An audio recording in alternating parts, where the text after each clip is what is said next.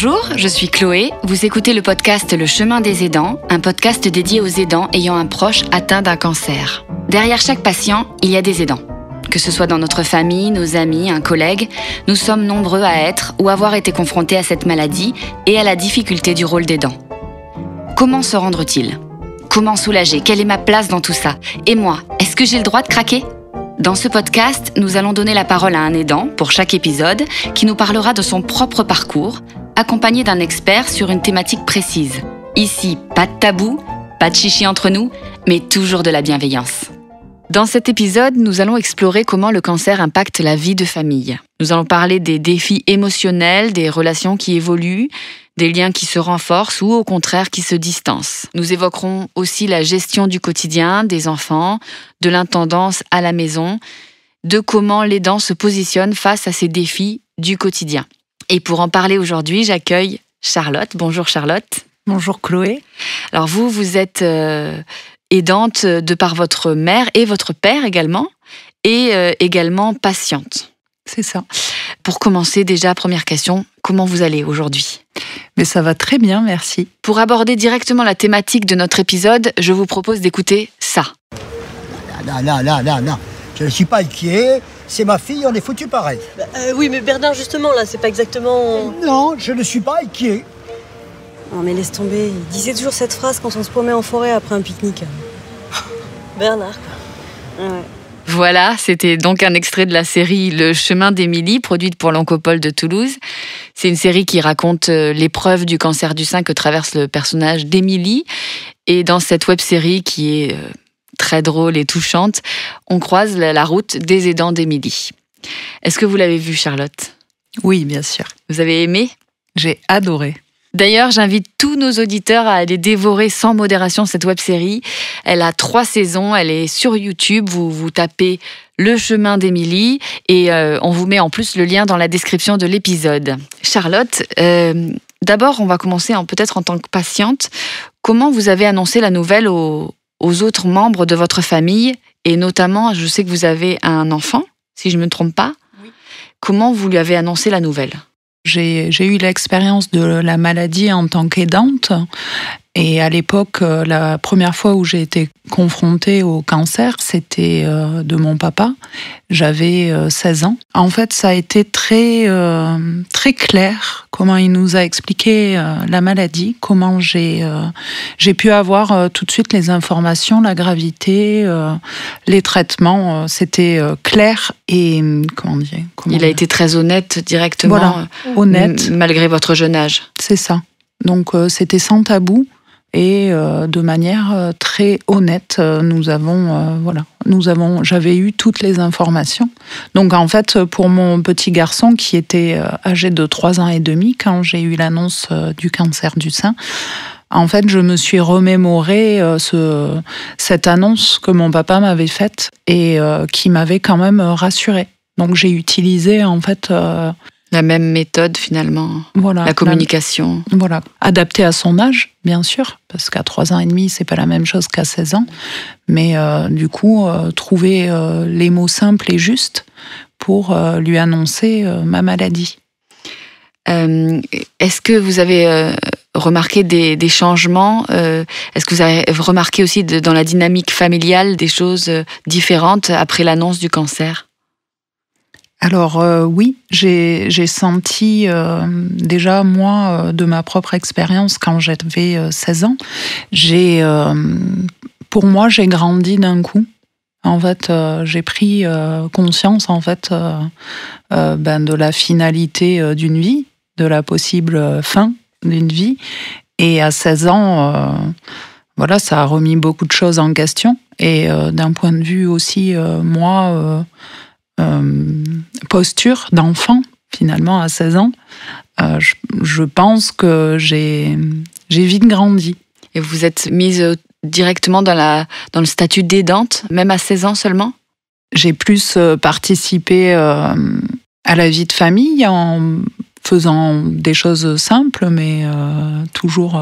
Les tâches ménagères peut-être encore plus. Voilà, prendre ma part de tâches, être plus active, faire le linge, des petites choses du quotidien qui en fait pouvaient soulager mes parents. Votre enfant, du coup, lui, il était plus petit, à 3 ans, on va pas faire le linge, j'imagine. Comment lui, il a réagi à la nouvelle et comment il a géré ses émotions? Il était plus là à voir en fait qu'il avait un rôle à jouer, et c'est aussi ce qu'on a essayé de lui transmettre, c'est qu'il n'a pas de responsabilité à avoir par rapport à moi, mais on a essayé aussi de lui donner cette possibilité de s'impliquer à son niveau, bien sûr, à 3 ans et demi, mais qu'il avait un rôle et qu'il était précieux dans la guérison,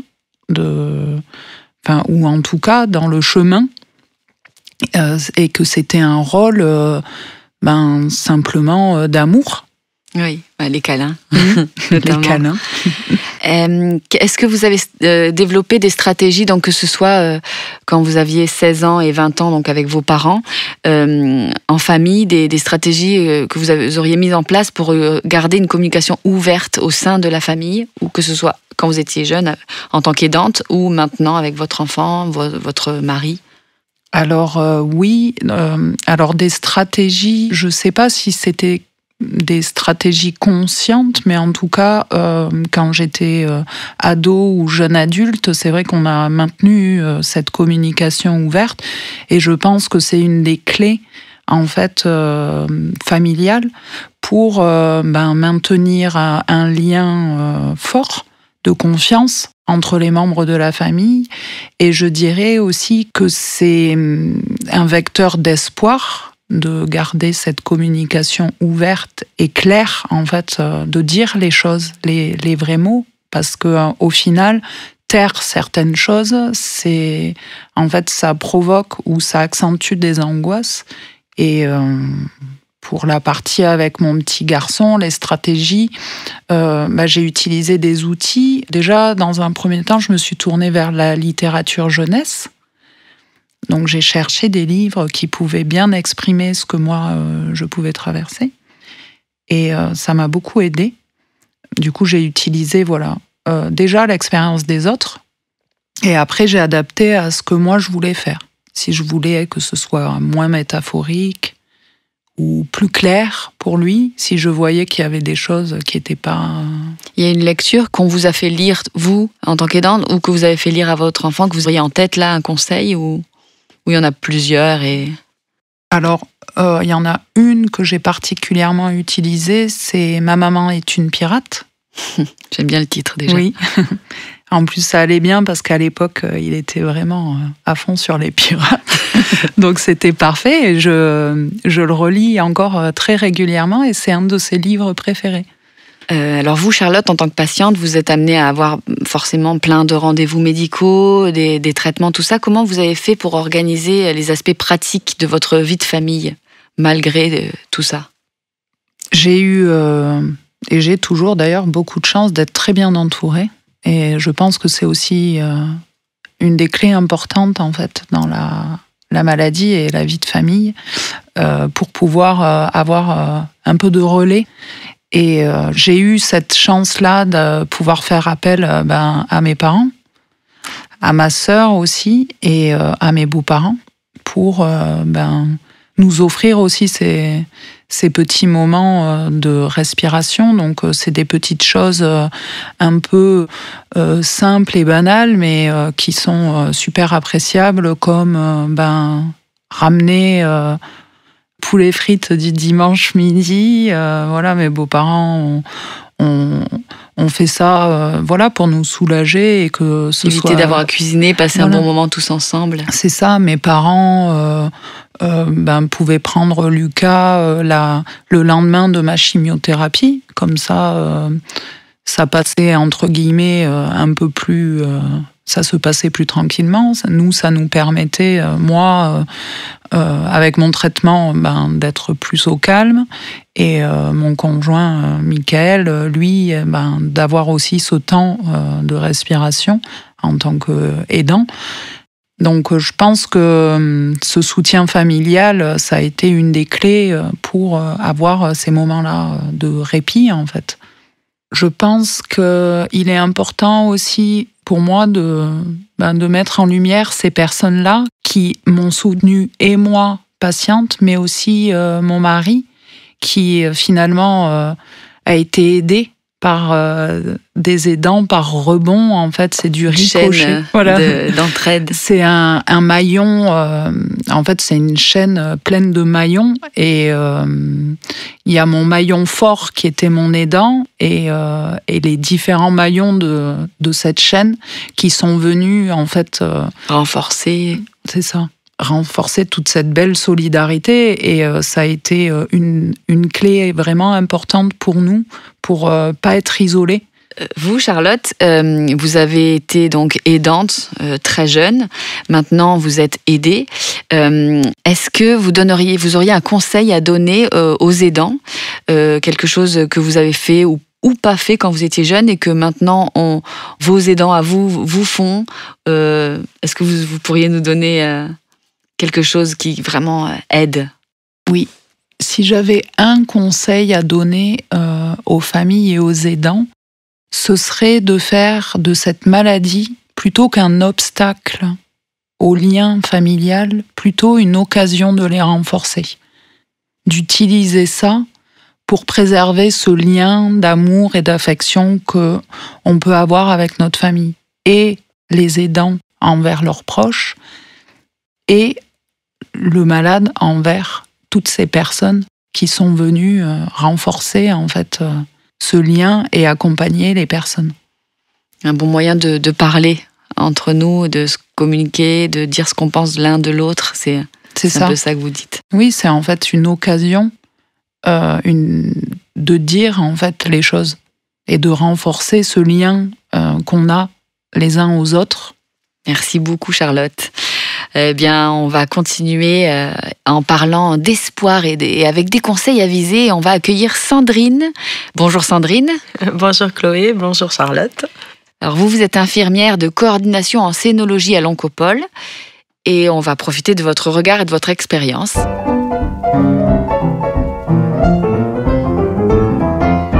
Donc bienvenue à vous. Merci. Est-ce que vous pouvez, pour commencer, nous raconter votre parcours et comment se déroule le quotidien d'une infirmière en scénologie à l'Oncopole ? Donc le cœur de mon travail, ça va être principalement de recevoir les patientes et leurs aidants lorsqu'ils sont présents à la consultation avec l'oncologue. Donc de les recevoir ensuite pour reprendre le parcours de soins et voir un petit peu comment ça va s'articuler, le quotidien, que ce soit pour la patiente mais aussi pour les aidants, puisqu'effectivement ils sont très importants dans ce parcours de soins. Est-ce que vous souhaitez réagir au témoignage de Charlotte et est-ce que cela vous a inspiré peut-être ? Oui, bien sûr. Déjà, bravo Charlotte pour ce parcours et ce que vous avez su mettre en place dans votre parcours de soins, dans votre vie au quotidien avec votre petit bout de chou qui était tout petit à l'époque. Et je vois que vous avez trouvé plein de ressources au sein de votre entourage et que vos aidants ont été très importants, que ce soit votre aidant le plus proche, votre compagnon à l'époque, votre mari aujourd'hui, et vos parents, voire certainement vos amis, votre sœur. On se rend compte ô combien de l'importance des aidants dans ce parcours de soins et qu'ils font aussi que le parcours est plus facile, enfin, je ne sais pas si on peut dire facile, mais en tout cas, qu'on peut surmonter les épreuves tous ensemble et que c'est, quand on est accompagné, c'est bien plus facile. Est-ce que justement, vous, en consultation avec un patient, le contexte et le quotidien familial, il est important à connaître ? Bien sûr, l'environnement socio-familial de la patiente est très important. Ça va nous permettre, nous, de nous adapter, savoir si elle vit en couple ou si elle est toute seule, s'il y a des enfants, si effectivement il y a des aidants autour qui vont être présents pendant le parcours de soins. Savoir aussi s'il y a des angoisses particulières, des craintes. Auprès des aidants et proches que vous accueillez, parce que des fois, j'imagine qu'ils viennent, comme vous disiez, en consultation avec la patiente. Est-ce que vous avez des conseils que vous leur formulez, des conseils qui vont être utiles à nos auditeurs aussi d'ailleurs ? Oui, effectivement. On a souvent les aidants qui sont là, ou tout du moins le principal aidant, tel que Charlotte l'a dit avec son compagnon, qui est présent à la consultation. Et nous, on est ravis quand il y a l'aidant, parce que c'est très important déjà d'entendre à 4 oreilles les informations qui sont données, parce qu'on ne retient pas les mêmes choses quand on est patient et quand on est aidant. Je pense qu'on voit chacun un petit peu le parcours qu'il y a devant nous et on ne le perçoit pas de la même façon lorsqu'on est patient ou aidant. Et ce temps dédié, il est aussi dédié aux aidants qui peuvent formuler leurs craintes ou poser leurs questions, de savoir comment se positionner. Souvent, ils nous demandent « mais qu'est-ce que je peux faire moi pour aider ?» Déjà, un des premiers conseils que je donnerais, c'est de laisser la place aux patients. Déjà, c'est bien d'être aidant, mais il faut aussi laisser respirer les patients, de ne pas être infantilisant aussi. Je pense que c'est important. C'est un bon conseil, parce qu'on a peut-être tendance à être un peu maternante ou paternante. Voilà, mais ce qui est de bonne intention, bien évidemment. C'est toujours très. On a tellement envie de bien faire, je pense, quand on est aidant, que parfois on peut en être étouffant. Donc déjà laisser de la place aux patients pour qu'ils s'expriment. Et la même chose, que l'aidant ait également conscience qu'il peut être aussi, lui, fragilisé ou parfois d'être fatigué, d'être lassé aussi de ce rôle ou parfois noyé dans ce rôle d'aidant proche et qu'il ne faut pas hésiter à élargir, à aller chercher d'autres aidants, d'autres maillons, comme l'a dit Charlotte, pour consolider la chaîne, faire appel aux parents, aux amis, que ce soit pour le quotidien en famille ou aussi pour les trajets lorsqu'on va au rendez-vous, que ce soit pour les activités des enfants, l'école, la préparation des repas, le quotidien en fait d'une vie de famille.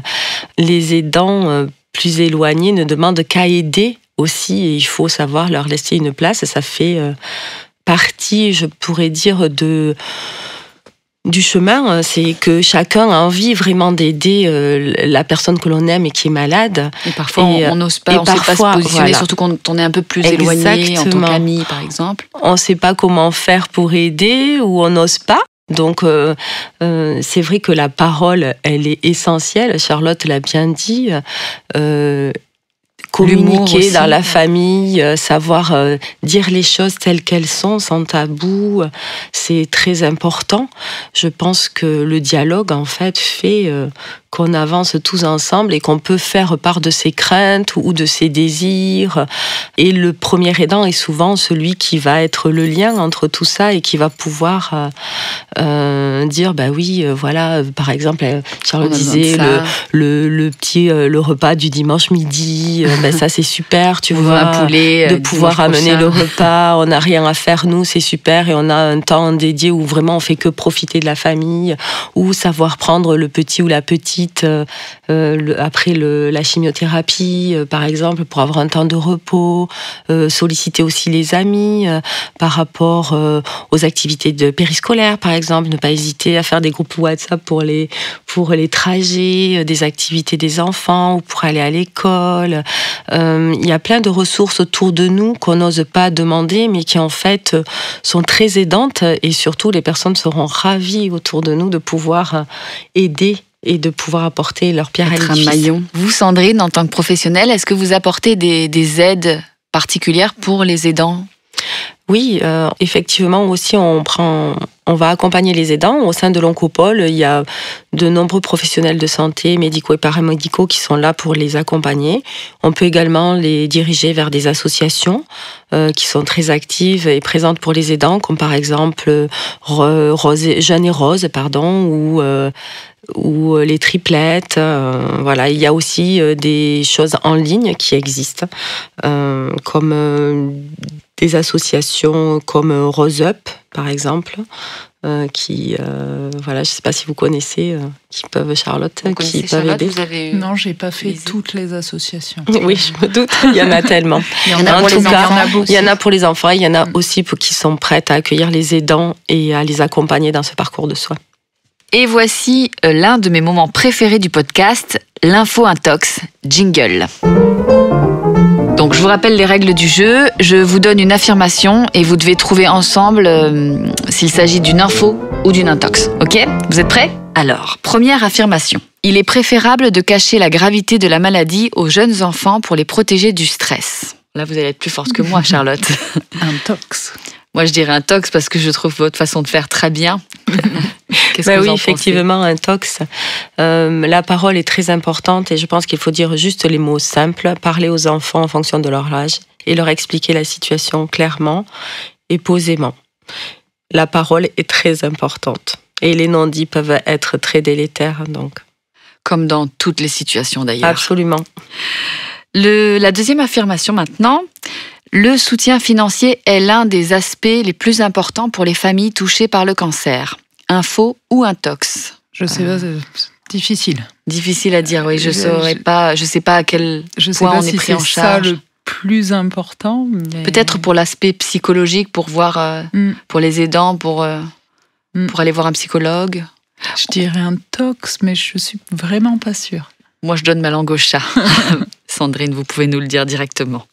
Alors on peut dire que c'est une info parce qu'effectivement, l'aspect financier est important. Il y a des coûts, des traitements de confort notamment qui viennent s'ajouter au quotidien qui n'était pas présent avant, par exemple. Donc une aide financière parfois peut être intéressante, c'est vrai. Mais je pense que, comme le dit Charlotte, c'est pas forcément ce qui est le plus important. Mais quand même. Pour prendre soin de soi, la sophrologie. Tout à fait, parce que tout ce qui est les accompagnements qui peuvent intervenir, les paramédicaux qui vont pas forcément être remboursés par toutes les mutuelles, ou tout le monde n'a pas de mutuelle d'ailleurs. Donc tout ce dont on parlait, les soins de confort, les accompagnements psychologiques, la diététique, la sophrologie en extérieur, tout ça, ça a un coût. Donc offrir quelques séances de sophrologie par exemple, plutôt qu'un chemisier, ça peut être disons, aidant dans cette situation. Merci. La troisième affirmation maintenant.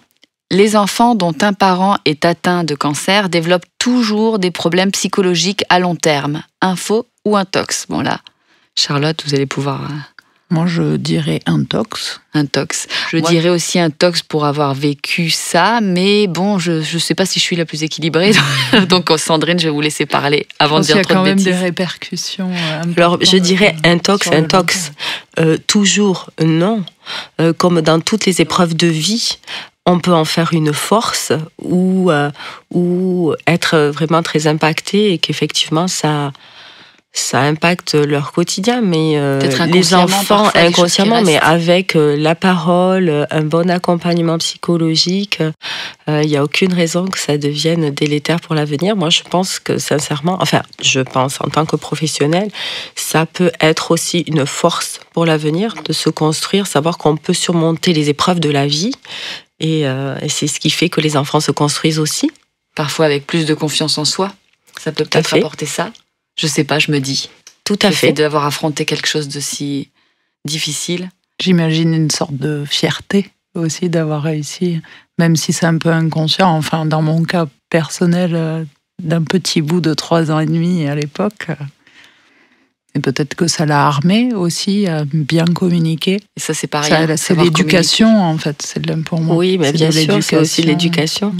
Mais je reste persuadée que ça reste, on peut en faire une force. Eh bien, nous voilà à la fin de cet épisode. Un grand merci tout d'abord à Charlotte, encore, pour votre témoignage honnête et enrichissant. Votre expérience va vraiment aider à comprendre les défis que rencontrent les aidants, et notamment sur le plan là de la vie de famille pendant la maladie. Donc merci beaucoup. Et merci également à notre experte du jour, Sandrine, pour vos précieux conseils, vos éclairages. Vous avez su nous apporter, je pense, là, des informations vraiment claires, utiles sur le sujet parfois difficile du cancer qui est pas facile à aborder. Aujourd'hui, nous avons parlé de comment maintenir une harmonie familiale malgré la maladie, des défis liés à la réorganisation des rôles et des ressources disponibles pour les aidants. Nous espérons que cet épisode vous a apporté des réponses et des pistes de réflexion. Merci à vous, nos auditeurs, pour votre écoute et votre soutien. Si cet épisode vous a plu, pensez à le partager, à laisser un commentaire et à vous abonner pour ne manquer aucun des prochains épisodes. Nous vous retrouvons bientôt pour un nouvel épisode où nous parlerons d'un autre aspect important de la vie des aidants du cancer du sein. D'ici là, prenez soin de vous et de vos proches. Souvenez-vous, ici c'est sans tabou et avec beaucoup de bienveillance. À très bientôt sur le chemin des aidants.